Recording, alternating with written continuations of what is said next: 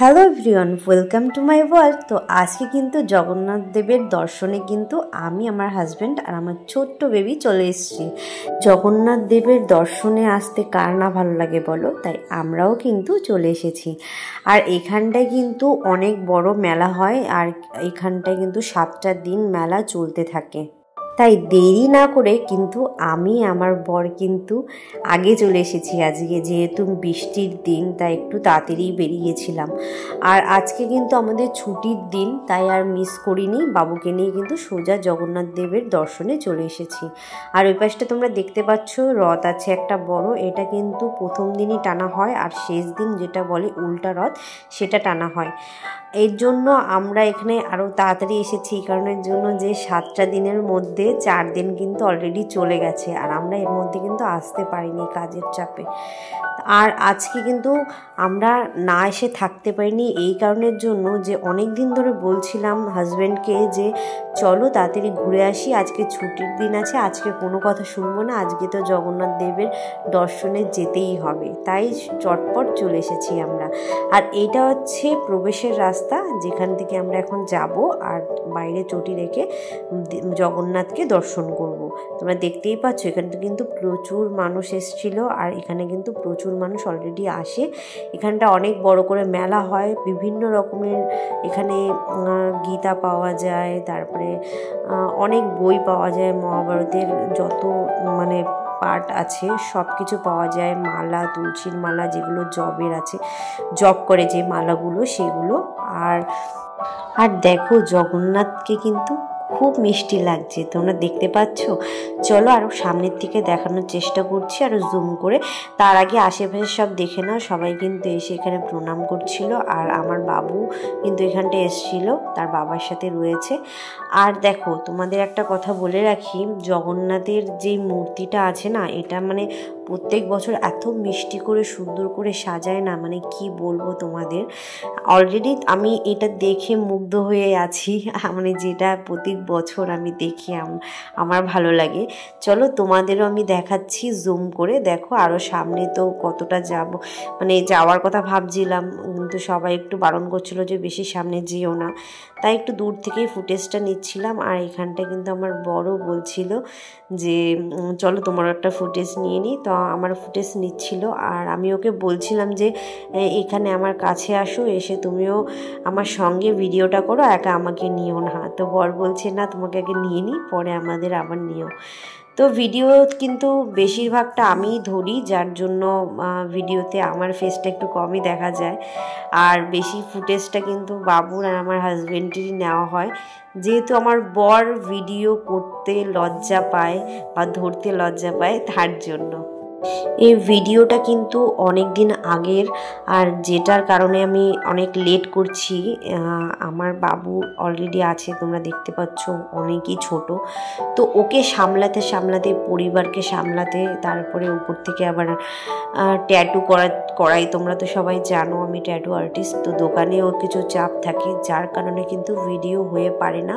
আর এখানটায় বাবুকে নিয়ে আমি এখানে গান চলছিল আর কি, সবাই ঢোল কীর্তন বাজাচ্ছিল, যার জন্য বাবুকে নিয়ে আমি একটু আনন্দ করছিলাম।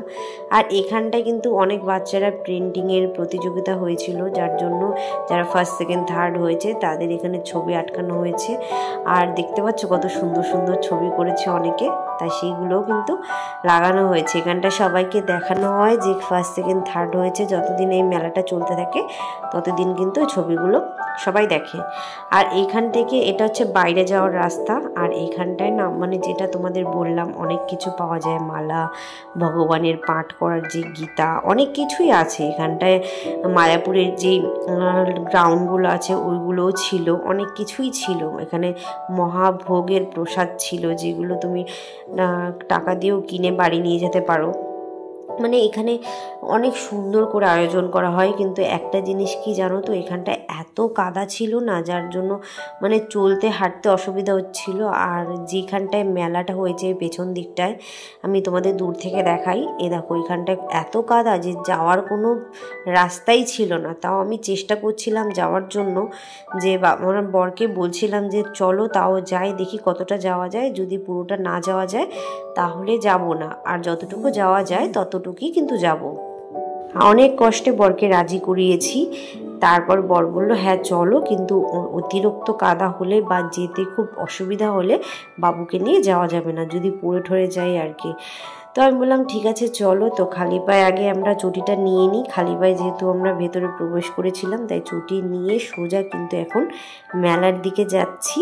আর এখানটায় দেখতে পাচ্ছ মানে কিছু গাড়ির এখানে আর কি যেটা বসে না গাড়ি বিক্রির জন্য, সেলিংয়ের জন্য, সেটাই এখানে বসেছিল। তো বর বলছিল আমি আগে দেখিনি গাড়িগুলো। আমি বললাম না এখন নেবে না, শুধু শুধু টাইম নষ্ট করে লাভ নেই। তাই প্রথমে আমরা মেলায় গিয়ে কিন্তু বাবুর খেলনাগুলো দেখছিলাম যে কোনটা নেওয়া যায় বা নেওয়া না যায়। আর আশেপাশে এত পরিমাণে কাদা ছিল না যে আমার নিজেরই ভালো লাগছিল না। তাই ভাবলাম বাবুর জন্য প্রথমে একটা খেলনা দেখি যেটা নেওয়া যায়। কিন্তু এখানে খেলনাগুলো মানে অতটা ভালো লাগলো না, আর যেগুলো ছিল সেগুলো প্রচুর বেশি দাম চাইছিল, যার জন্যটা আমরা নিয়ে স্কিপ করে দিয়েছি, যেহেতু অলরেডি বাড়িতে অনেক খেলনা রয়েছে, বাবু সেগুলো দিয়ে খেলতে চায় না। তারপরে একটা ক্লিপ আমার এত পছন্দ হয়েছিল যে বরকে বললাম তাহলে আমি ক্লিপটা নিয়ে নিই, তারপরে আমরা এখান থেকে চলে যাব। মানে পুরো মেলাটা ঘোরার মতো পরিস্থিতিতে নেই, মানে ও আমার ফুটেজটা নিচ্ছিল। তোমরা আশেপাশে দেখো নিচের দিকে কতটা মানে কাদা এখানটায়, মানে এত পরিমাণে কাদা ভাবিনি, ভেবেছি মেলা তো কিছু একটা ব্যবস্থা করেছে সবাই, কিন্তু লোকজন চলাফেরাতে দেখতে পাচ্ছ এতটা জল কাদা হয়ে গেছিলো। তাই বরকে বললাম তো এসে তো মহা মুশকিলে পড়লাম, এখন যাব কি করে। তো একদিক দিয়ে এসে আর একদিক দিয়ে বেরোতে হবে, আরও বেশি কাদায় ফেসে গেছিলাম। আর বাবুও খুব বিরক্ত করছিল। আর তোমরা দেখতে পাচ্ছ আমার বাবু কিন্তু এখানে কোলে রয়েছে অলরেডি। তারপরে কিন্তু বর বললো যে এই বৃষ্টির মধ্যে বাইরে খাওয়ার কথা ছিল আমাদের, কিন্তু আমরা বাইরে খাইনি। বর বললো চলো একটা রেস্টুরেন্টে যাই, গিয়ে বসে আরামে খেতে পারবো, যেহেতু বাবু খুব বিরক্ত করে খাওয়া নিয়ে, আর আশেপাশে ঘোরা নিয়েও কিন্তু একটা বাচ্চা ভীষণ বিরক্ত করে। তাই সোজা চলে আসলাম রেস্টুরেন্টে। আমি বরকে বলছিলাম তুমি দেখো কি খাবে অর্ডার করো, তো বর আমাকে বলল যে না তুমি দেখো, তুমি যেটা বলবে সেটাই আমি অর্ডার করব। আর বাবুকে দেখতে পাচ্ছ কতটা খুশি এখানে এসে, ও কিন্তু প্রথমবার এই রেস্টুরেন্টে এসেছে। আগে কিন্তু এই রেস্টুরেন্টেও কখনো আসেনি, এর আগে অন্যটাই গেছে কিন্তু এটাই কখনো আসেনি। আর এই রেস্টুরেন্টটা কিন্তু আমারও ভীষণ প্রিয়। তোমরা এই রেস্টুরেন্টটা জানো, এটা হচ্ছে আইটিআর একদম সামনেই। এখানটা আইটিআর প্যান্ডেলটা হয়, অনেক দূর থেকে লোকজন আসে, তাই আমি সবাইকে সাজেস্ট করব যে এইখানটায় খাবার খেতে। এটা হচ্ছে রয়্যাল হাট, এখানের খাবার এত ডেলিশিয়াস হয় মানে কি বলবো। রেঞ্জটা একটু হয়তো বেশি নেয় অন্য জায়গার থেকে, হয়তো 5-10 টাকা হলেও বেশি, মানে কথার কথা বলছি তোমাদের, কিন্তু খাবারটা তোমরা কিন্তু প্রপারলি একদম মানে ফ্রেশ পাবে, খুব ভালো করে এখানটায় আর কি। তাই এখানে আমরা চেষ্টা করি যখনই আমরা রেস্টুরেন্টে আসার, তখন এই রেস্টুরেন্টে আসারই চেষ্টা করি। আর তোমরাও যদি এখানে ঘুরতে আসো তো অবশ্যই রেস্টুরেন্টে এসো, এটাও কিন্তু খুব ভালো একটা রেস্টুরেন্ট, মানে দেখতেও যেমন খাবারও সেরকম, মানে সত্যি খুব ভালো। আর এখানটায় তোমাদের বলে রাখি, এখানটায় কিন্তু তোমরা যদি চাও যে কোনো বন্ধু বান্ধবী বা লাভার্স বা হাজব্যান্ড ওয়াইফের যদি তোমরা বার্থডে সেলিব্রেট করতে চাও সেটাও কিন্তু এখানে করতে পারো। আর প্রত্যেকটা আয়োজন কিন্তু এখানে ওয়েটাররাই করে দেয়। তুমি যদি বলো যে আমার এরকম এরকম ডেকোরেশন লাগবে, ওরা কিন্তু সেরকমই করে দেবে, ওদের জাস্ট ছবি দেখাবে, ওরা সেরকম ডেকোরেশন তোমাদের তৈরি করে দেবে। আর তার জন্য ওরা এক্সট্রা চার্জ নেয়, আর খাবারের কোনো এক্সট্রা মানে যা খাবারের বিল সেটাই, আর ওই সাজাতে যতটুকু চার্জ লাগে। তো এই ললিপপটা কিন্তু এখানে স্টাফরাই দিয়েছিল, ওরা মানে ওদের ব্যবহার কিন্তু ভীষণ ভালো। আর ও খুব বিরক্ত করছিল, যার জন্য ওকে একটা ললিপপ দিয়েছিল যাতে ও চুপ করে বসে থাকে। আর তোমরা আমার আগের একটা ভিডিও দেখেছো আগের বছরের, হ্যাঁ আগের বছরই ঠিক, তো এইখানটায় কিন্তু আমার বার্থডে সেলিব্রেট হয়েছিল, এখানে সারপ্রাইজ দিয়েছিল আমার হাজব্যান্ড। তো ওরা অনেক সুন্দর ডেকোরেশন করেছিল, যার জন্য আমার খুব পছন্দ হয়েছিল। তাই তোমাদেরও বলছি এখানটায় কিন্তু তোমরা আসো, নিজেদের ভালোবাসার মানুষের সাথে সারপ্রাইজ দাও তাকে, তারও ভালো লাগবে। আর মেয়েরা কিন্তু সারপ্রাইজ পেতে ভীষণ ভালোবাসে।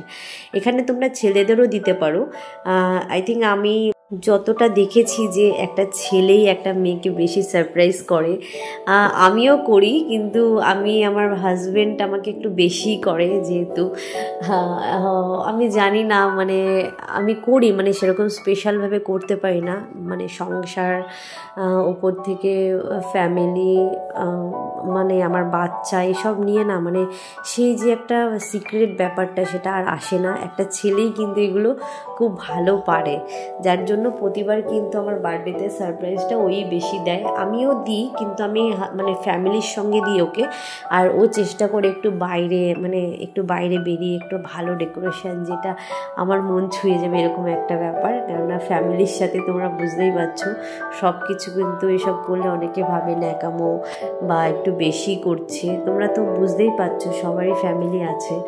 তাই আমরা কিন্তু এখানে আমার অর্ডার মানে দিয়েছিলাম যেগুলো, সেগুলো কিন্তু চলে এসেছে। আর আমরা কিন্তু এখানে 1 প্লেটই অর্ডার করেছিলাম, কেননা দেখো এখানের খাবার এতটা কোয়ান্টিটি বেশি দেয় না যে 1 প্লেটেই দুজনের পেট ভরে যায় অলরেডি। তোমরা দেখতে পাচ্ছ কত কোয়ান্টিটি এখানে দিয়েছে।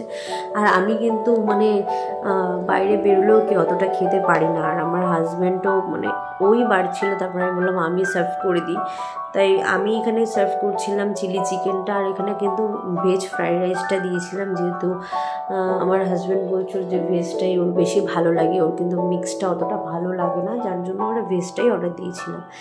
আর এখানটায় বাবু রিল্যাক্সে মানে খেলছিল নিজের মতন, ললিপপটা যদি পেয়েছিল। ললিপপটা আমি খুলে দিইনি এই কারণের জন্য, নাহলে ও কিন্তু সারা মানে গায়ে একদম লাগিয়ে দিত একদম লোল পরে, যেহেতু তোমরা জানোই বাচ্চারা খেলে কেমন করে।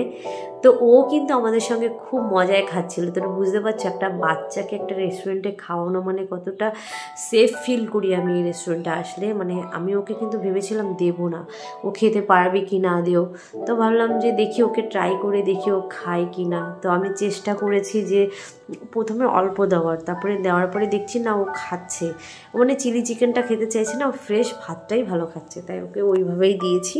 আর আমরাও খেয়েছি। আর এখানে কিন্তু আমার বর ওকে বলছিল যে বাবু দেখো কত সুন্দর খাচ্ছে, তাই বললাম হ্যাঁ এরপরের থেকে এখানেই আসবো। তো আজকের ব্লগটা কিন্তু এখানেই, আর আমরা কিন্তু এখন সোজা বাড়ি যাচ্ছি। আর আমার চ্যানেলে যারা নতুন আছো তারা কিন্তু সাবস্ক্রাইব করতে একদম ভুলো না, আর লাইক করে দিও। আর আমার ভিডিও কেমন লাগে সেটাও আমাকে কমেন্টে জানিও, আর কে কোথা থেকে দেখছো সেটাও আমাকে জানিও। আর তোমরা আমাকে এত ভালোবাসা দিয়েছো, এত ব্যস্ততার মধ্যেও আমি ভিডিও করি শুধুমাত্র কিন্তু তোমাদের জন্য, তাই তোমাদের ভালোবাসাতে আমি আজকে এখানে। আর আমার আরও বেশি উৎসাহ হয় তোমাদের জন্য ভিডিও করতে। চলো, গুড নাইট, টাটা।